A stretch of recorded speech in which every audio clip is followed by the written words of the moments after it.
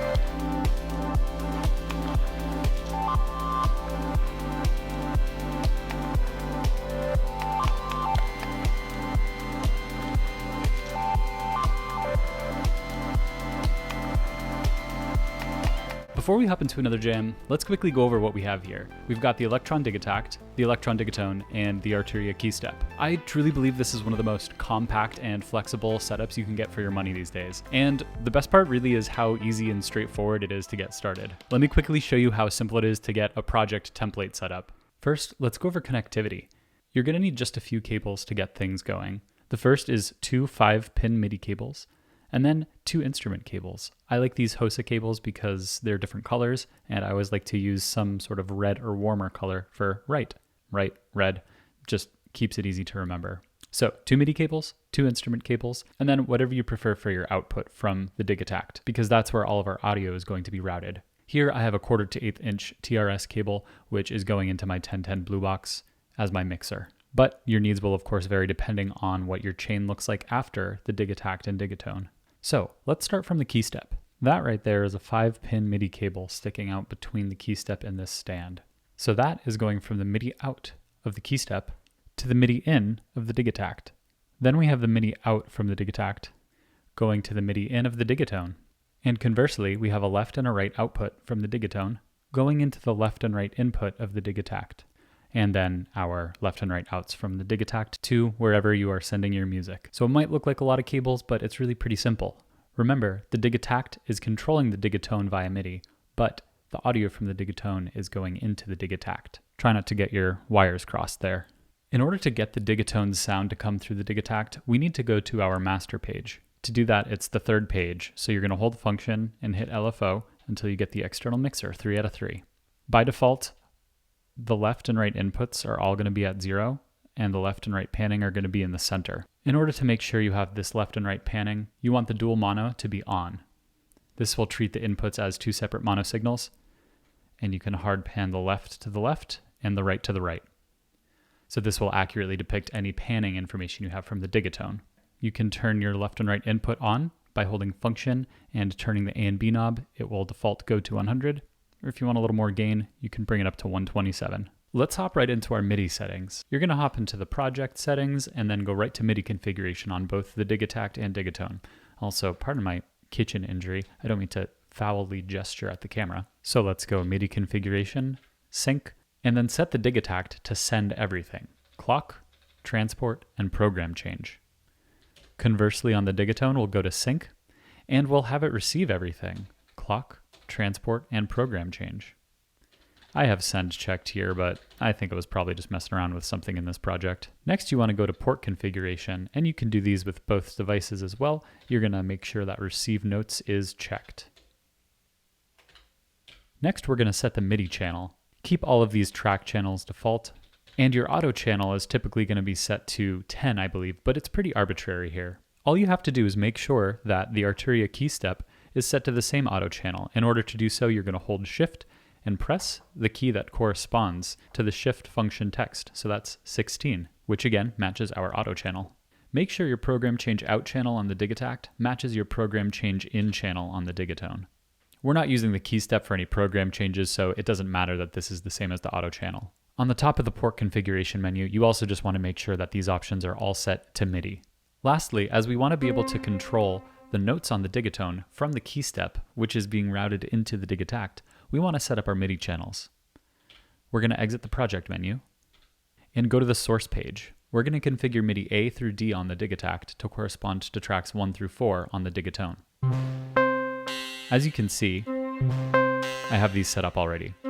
In order to activate one of these channels, because they default to blank as you can see, if I go to MIDI E, you just hold function and move your whale first. Hold function and click the knob you want to edit. In this case, that's A. So you can see, as we play around with the channel, we are changing the tracks on the digatone. So basically you'll set A to 1, B to 2, C to 3, and D to 4. This is arbitrary, but that's the best way to keep it simple. So let's take a look at what this all does. When I hit play, it plays both devices. This is the transport functionality. You can also see that if I change patterns, we also change patterns on both devices. This is the program change functionality. And just for kicks, let's go crazy with our tempo. So you can see the tempo now matches as well. Let's reload that pattern back to 60. And as you can hear, we're chromatically controlling the digitact because we have track 1 selected. And now you can hear this sample being played chromatically. And if you select one of these tracks, we'll control the digatone. What's important is that you have to select the MIDI track on the digitact that you want to play. Nothing changes if we select the track from the digatone, because the digitact is taking the information from the key step and sending it to the digatone. So keep in mind, if you want to edit parameters on the track, you have to select it on the digatone. But in order to play it and control it with the keyboard, select the corresponding MIDI channel on the digitact.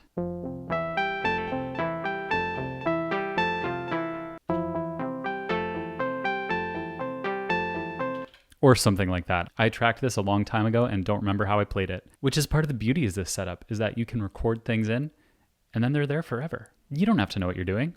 With your project and MIDI settings all good to go, it may be helpful for you to save this as a template, so you can just create a copy of it whenever you want to get going. Then you don't have to worry about going through all those steps every time. And remember to save this project on both the digitact and the digatone. That's one thing you'll have to do, is load the project up on both devices.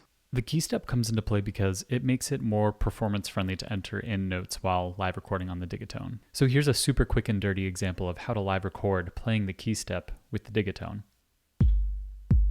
I have an incredibly simple kick pattern set up on the digitact just to show as an example. We're going to select the track that we want to use, and I have a sound loaded up. It's just a single note arpeggio for a simple patch that I loaded for a bass sound. And I want to make sure my metronome is on, and then I have a pre-roll bar. And let's record our pattern.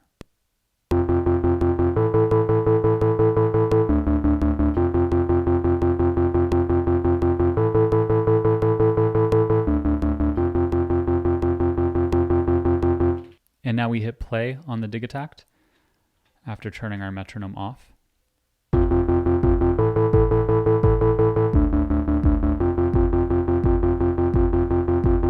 there's our sound. Unquantized, but we would fix that later, of course. It's really that easy. I built both of the songs used in this video just like that.